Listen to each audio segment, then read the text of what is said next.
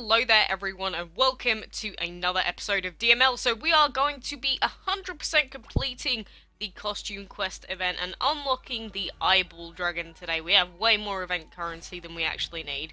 So if we flip this, it'll be 22 out of 22 pieces and dragon completed, eyeball dragon. So this guy is the hardest dragon to get out of the event, but we've got him with an entire day left to spare, which is pretty nice. And so this guy has Void, Shadow, and Water as his elements, which is a pretty interesting typing, which, I don't know, the Shadow comes because he's creepy, the Water because he's an eyeball made of liquid, and the Void, I don't know, because of his colour? I have no idea, but either way, there we go, 1 day and 1 hour left, and look at how weird the egg is, literally like a Cyclops eye in the middle of it. Ugh, don't give me the heebie-jeebies, and it's like really darkly coloured. But either way, we have finished off the costume quest event, and we just have to wait a day for him. But like I've said before, even though we have like gotten all of the dragons and everything out of it, it does mean that now you'll see that it's 76% complete, 74% complete, 80% complete on these levels. So if you do want some extra resources, what you can do now is, like, I haven't gone up this way in the event, so we can do this. And there we go, 1 scroll as a reward, 660 food, 7,200 gold, 780 food, and you can just keep doing stuff like this until literally you have every single tile worth of resources, because what else are you using your pumpkins on? Honestly, nothing. You're using them on absolutely nothing, so there's no reason not to do this at the end of the day. And you will end up having a lot of extra tile squares if you manage to go around any of the around any of the tiles, because you could do the fights or anything like that. So there we go, we can legit 100%, like 100,000,000%, 100% clear, like everyone was doing with Mario Odyssey for the levels as well as everything else, which is pretty good. And then this is probably like the last of what we can do for now. So with a day left, we've still got a ton of tiles that we can unlock the stuff for, which is pretty good.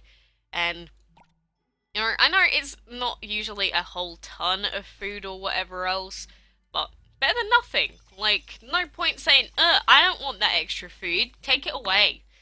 But we do also have to be prepared for the new clan event that is starting tomorrow, so we might as well get into the habit of doing our clan things. Collect gold from habitats is a great quest for us to do. Very easy indeed. So, conquer 2 mines, we could do that. Give your dragons 4,200 food. We could do that with a singular feed. Oh, actually, no. Just about. It's like 2 feeds. Ugh. 4,600 food. Okay, this will take 3 lots for him because he's only level 13. But we can do that. Claim. Give your dragons 3,760 food. Jesus. What is with these very obscure numbers? They're all like within the 3,000 to 4,000 range, though, it seems. And now we can pet dragons. Here's a little steampunk dragon for finishing off the regular map.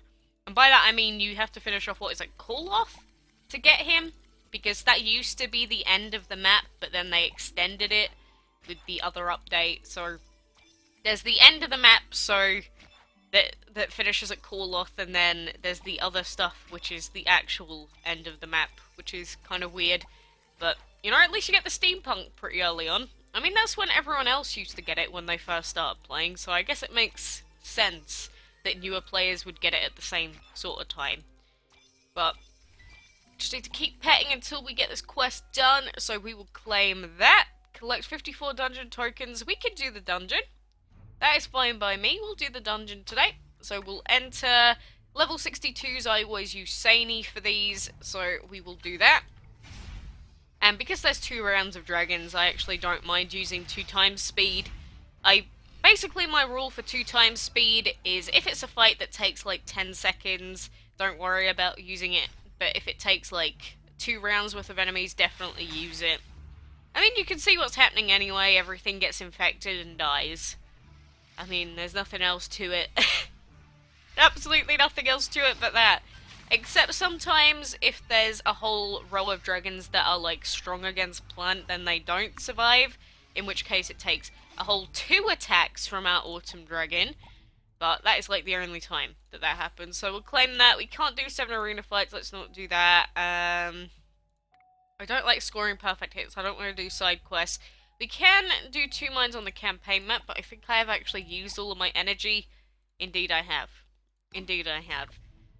But we can still do the dungeon, even though we have no energy available, which is pretty nice. It's basically what I say to people during solo events. Please remember that the only energy you have isn't just your regular energy. You also get the points for winning fights in the dungeon and in the arena. So as long as you keep yourself in a lower rank in the arena than you should be in, you can pretty much always guarantee that you're going to get the extra fights off for doing the arena stuff as well. Which is pretty handy during solo events. Definitely very useful. There we go. Oh, I love seeing him wreck. Thank you, little Saney here. I wonder if anything would have been different if we'd have chosen the Torch Dragon instead of him. I wonder. Would my decisions in life have gone a different way if we'd have used the other one instead of him? I guess that's a question we'll never know the answer to at the end of the day. All I know is, I wonder if we've, like, not killed, but made 1,000,000 dragons faint over our lifetime. I'd love to have little stats in DML, like how many dragons you've defeated, how much gold you've earned over your lifetime. I'd love stuff like that. But anyway, let's open this chest. What do we get? We got 60,000 food, so no dungeon dragon, which is good. I actually don't want any more dungeon dragons because I really just do not need them at this point. I really just don't need them, you know? And these two will just sell because we don't need these in the hatchery anymore. Sell you, take you out. And again, we'll sell him. And we're getting super close to leveling up again, so that is good. But where are we in Dragon Scale League? Because this is Dragon Scale League 2, and you can see that there are dragons at like level 50, level 45, level 44. So these guys are super easy to deal with, like much easier than the map fights.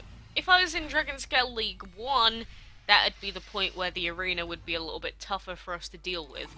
But Dragon Scale League 2, literally just one rank below, very, very easy. Very, very easy for me to deal with. And the same goes for you. If you've ever struggled in the arena, just go to a lower ranking. All that you have to do that is not do any arena fights for like a week, and then you'll find that you've demoted.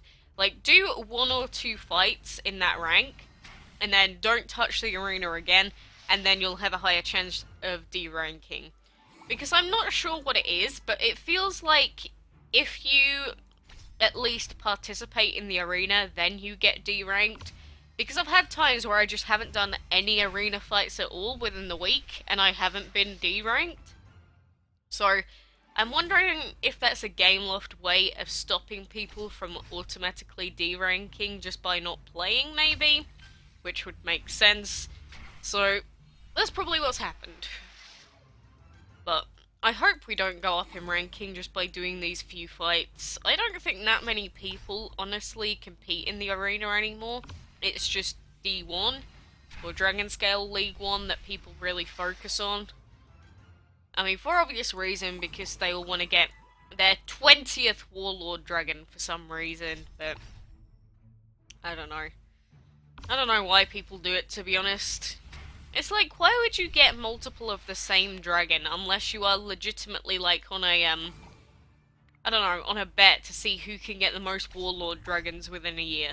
Like, apart from that, I don't see why you'd do it. But I guess that's just the poor moaning at the rich in terms of dragon levels, I guess. Because as soon as we get level 80s, you know, it won't be an issue anymore. We'll have whatever we want. We'll get our Warlords and whatever else. And because of our temple upgrades, it looks like that could be very close to being around the corner. So let's hope that GameLoft saying they don't plan on increasing the max player level is correct, and they aren't just, like, trolling me, basically, and I don't get a level 80, and then suddenly they're like, oh yeah, the max level's now level 90 for dragons, have fun.